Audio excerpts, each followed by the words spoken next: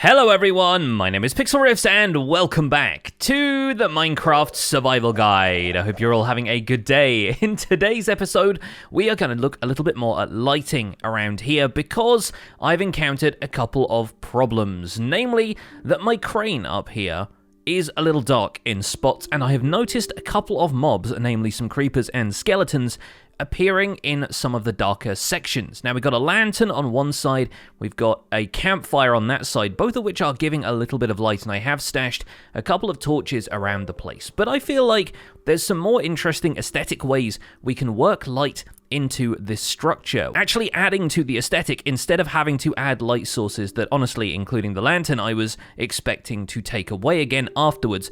And we can still avoid a bunch of stuff spawning on here and dropping off onto us and ruining our day. That encounter with the creeper the other day, as you can see, there are still some creepers spawning up there in the darker spaces. It's kind of rewired my perspective on what I want to do with this place. I want to make sure that a lot more of this cave is lit up, but I do want to do it in more subtle ways. And so for that, we're turning to a block which I should have some of around here. I believe there was some growing. I mean, there's some down there on the pillars of the cave already, but I believe there was still some natural glow lichen growing down here in the dark. And yes, it's over here. The reason I couldn't spot this before is because the torches are lighting this area slightly too well. So glow lichen is something you've probably encountered in caves already, giving off a dim light. It's about half the light level of the average torch, although for mob spawning, that still makes it pretty effective at preventing mob spawns. So by bone mealing this, we can actually grow it to the blocks adjacent to it, although it doesn't grow any further than that from bone mealing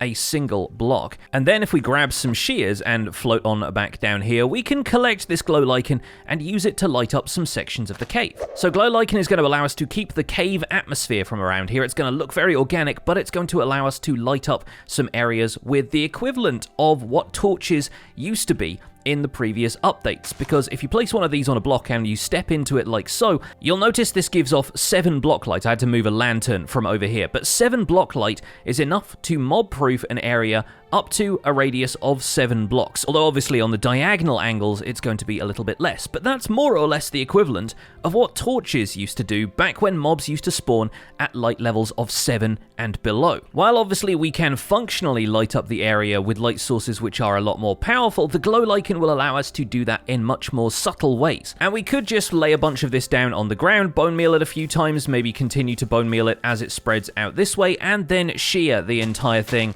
one block at a time. But I have encountered a couple of slightly better ways to farm glow lichen, and that's where dispensers come in, because of course dispensers are able to use bone meal on something in front of them which can react to bone meal. So for example, if we load up this dispenser with bone meal and we attach some glow lichen to the front of it, activating this dispenser will grow the glow lichen onto an adjacent block surface, which as of right now seems to be the top of the dispenser. We can block the glow lichen from wrapping around to the other faces of the dispenser simply by putting something on those surfaces already, like buttons here for example. Now we can pretty much guarantee that the glow lichen will appear here in front of the dispenser, and something interesting happens when it does. I'm going to toss out the rest of this glow lichen temporarily to show you that when we break this piece of glow lichen, it actually only breaks once, because it's kind of similar to vines, where if vines grow up around a corner, they're still occupying the same block space and they count as one block. So if you break them, you end up breaking both sections of the vine. In the case of those vines, they typically only drop one piece of vine, but in this case,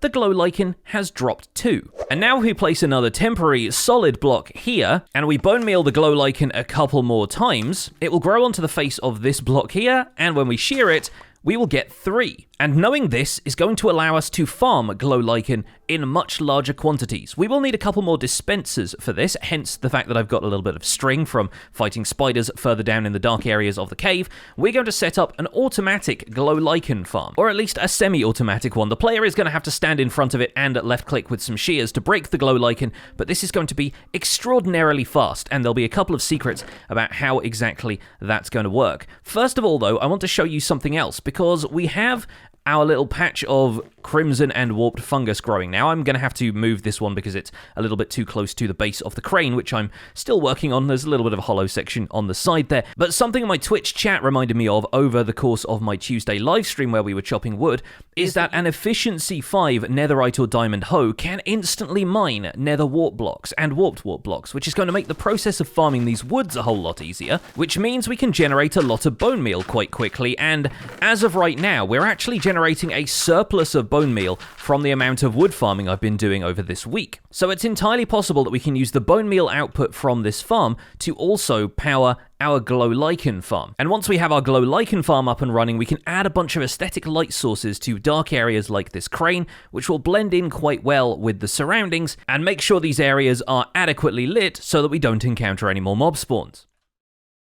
So I've scrounged up a few more redstone components, and I think down here next to our warped and crimson farm is probably where we're going to set up this Glow Lichen farm. In fact, yeah, we'll clear out a little area here and we'll have it right here. So we need to clear some of the stuff out of our inventory first because I just have tons of random junk in here right now. We'll just try and pare all of this down to the stuff that we actually need. So we need 3 dispensers, 2 observers, and a sticky piston so that we can set up a clock similar to the one that we have set up over there for the warped and crimson farm, a couple of pieces of redstone dust, some building blocks, a bunch of bone meal, and a couple of pieces of Glow Lichen. We've got a decent amount that we've already farmed up, but we'll need at least 2 to get us started here. The first thing we're going to do is get the dispensers off the ground, because I figure if the dispensers are going to have the Glow Lichen on their front faces, then we don't want to shear that away because that's going to remove the Glow Lichen and then the dispensers aren't going to do anything. So we want it to grow basically downwards onto the block below. In order to fill in this third space, we can actually dig a hole in the floor and place a dispenser facing upwards, and we load all of these with bone meal so that each dispenser ends up firing at exactly the same time, bone mealing the Glow Lichen and causing it to grow. We actually only need to start with this face of the dispenser here and this face here. Now naturally the dispensers are going to grow around the outside of themselves with Glow Lichen as well, which you can just let happen if you want to, but I'm going to block the Glow Lichen from growing, which is a sentence I've had to say multiple times, by placing buttons on the side of the dispensers and the side of this block of andesite here, because that will guarantee that the Glow Lichen only grows down into this space.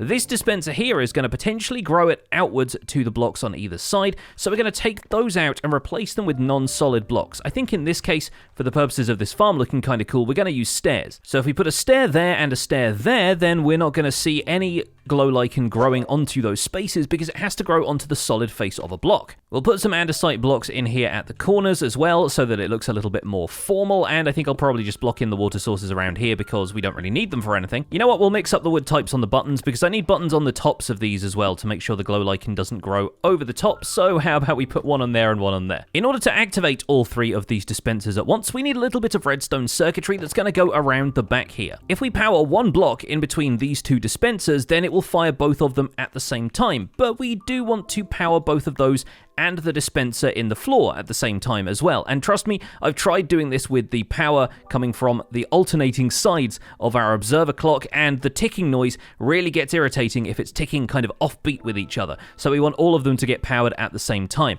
To do that, we're going to dig a hole in the floor here, and we're going to make sure that there is a block next to this dispenser right here. We're going to use an andesite block there just so it's recognizably part of the circuit. Then we'll put some redstone dust there, and above that we'll put a block, and we'll put some redstone dust on top of that block as well. And now we need to make sure this block here gets redstone power. That can just be the output from this observer. If we have an observer facing that way, when we push another observer face to face with this one, it's going to activate all 3 of the dispensers at once, because it will power this block and the block will power the 2 pieces of redstone dust either side of it. So we'll place an observer facing this way so that it faces in towards the other observer, and we'll put a sticky piston right here. That way we can activate it basically from the front of the farm just by having maybe an andesite block there and a lever on top of it. So right now when we switch this on, nothing's going to happen in the farm because we haven't loaded these up with bone meal yet. But I'm going to grab enough iron for 4 hoppers, and we're going to grab a couple of barrels that we can use to stash some bone meal in. We can put a hopper into the side of this dispenser here. We can put a hopper in there as well, and we'll still need to make sure there's a hopper going to this dispenser at the front. We're going to have 2 of those actually running in series so that they attach to the side of this dispenser. Now we'll put a barrel on top of each of these hoppers, and we can use these barrels to fill up the farm with bone meal. We'll split up all of these bone blocks into their bone meal component, and we'll try and fill these more or less evenly, putting in a few stacks at a time. There we go, I managed 5 stacks in each one, and in theory we could just bring over more bone meal from the mob farm or create more bone meal by farming a bit more nether wart over here. But now the bone meal is starting to load into each of these dispensers, I can show you the farm in action. All we need to do is pull this lever,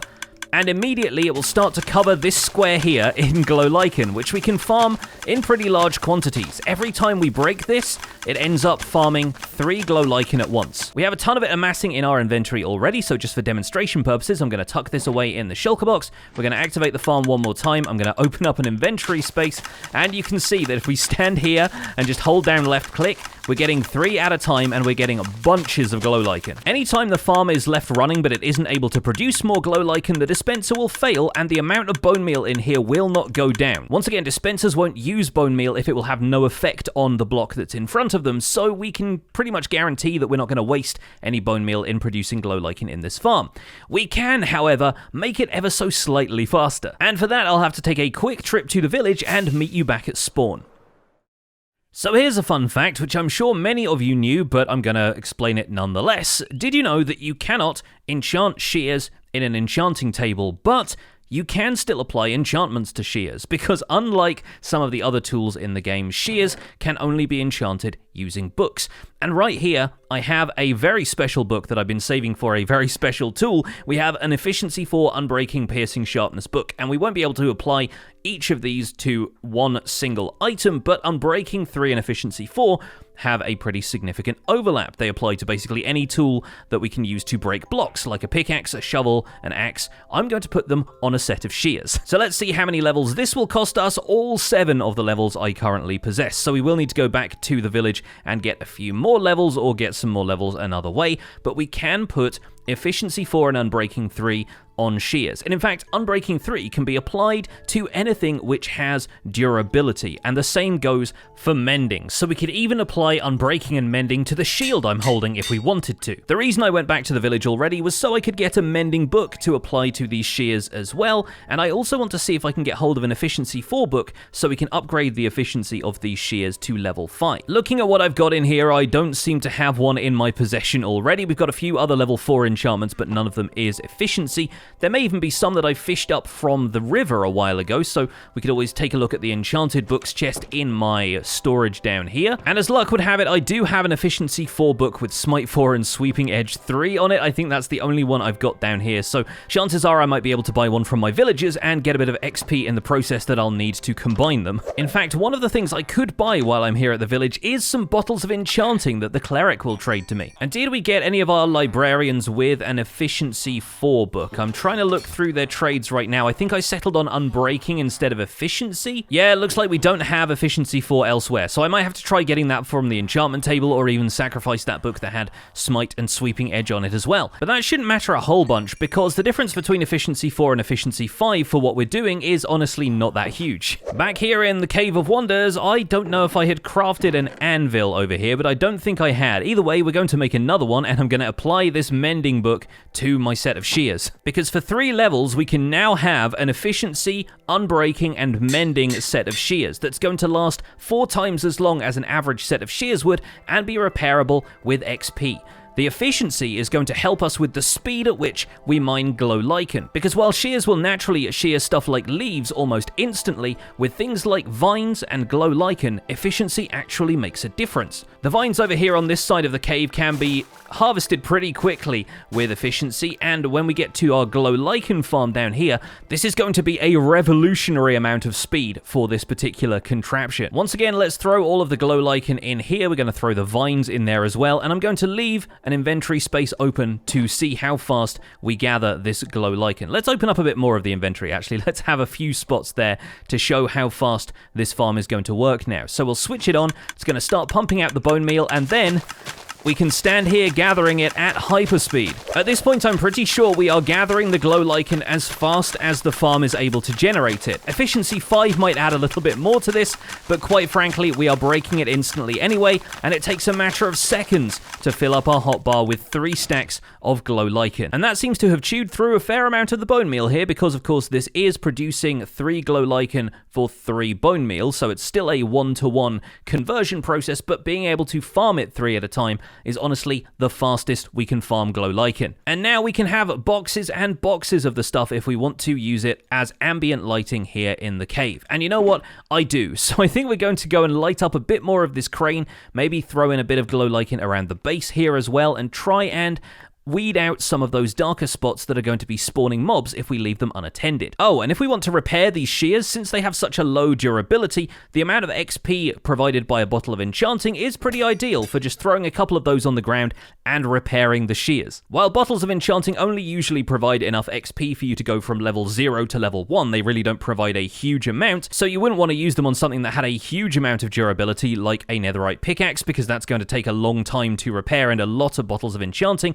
They're actually pretty useful for repairing things with low durability like shears, golden armor, and elytra. So let's fly on up to here, let's land gracefully atop this crane, and on some of the solid blocks we're going to place just a little bit of Glow Lichen here and there, as though to imply that the crane has started to corrode a little bit from being exposed to the open air, as though this deep slate is more of a metallic kind of construct. Maybe it'll come up the side of this a little way, wrap around here. We'll put a little bit under here as well, and this is going to light the crane with a dim but even light, which will still prevent mob spawns. Perhaps down here where the crane is under a little bit more stress, a larger patch of it has grown out from the crane, and it won't really make sense for it to be on the wood if we're thinking of this as like a metallic corrosion, but I like that. I think that's going to provide a nice amount of detail to the crane here and break up the texture of the polished deep slate as well. So let's step back and take a look at this from a distance. Yeah, you know what? That's pretty good. I think we could probably do with a little bit more of it down here, but it also lights it up in a really nice way. That means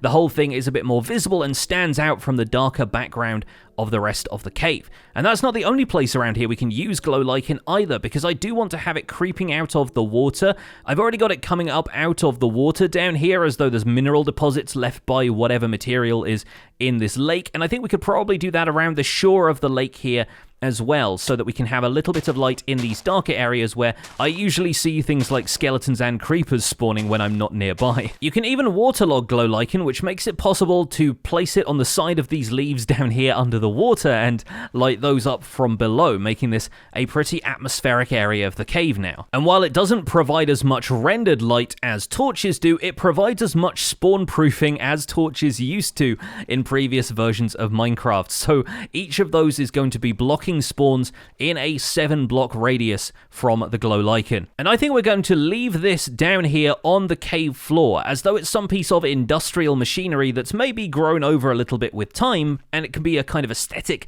addition to the cave, while it's actually very functional for us as a player, allowing us to farm a bunch of resources using our brand new, incredibly efficient shears. And folks, I think that's where we'll wrap things up for this episode of the Minecraft Survival Guide. I hope you've enjoyed this look at farming Glow Lichen with me, and enjoy building this contraption in your own worlds if you want to give a little bit of atmosphere to your own cave bases. Thank you so much for watching. My name has been Pixlriffs. Don't forget to leave a like on this video if you enjoyed it, subscribe if you want to see more, and I'll see you folks soon. Take care. Bye for now.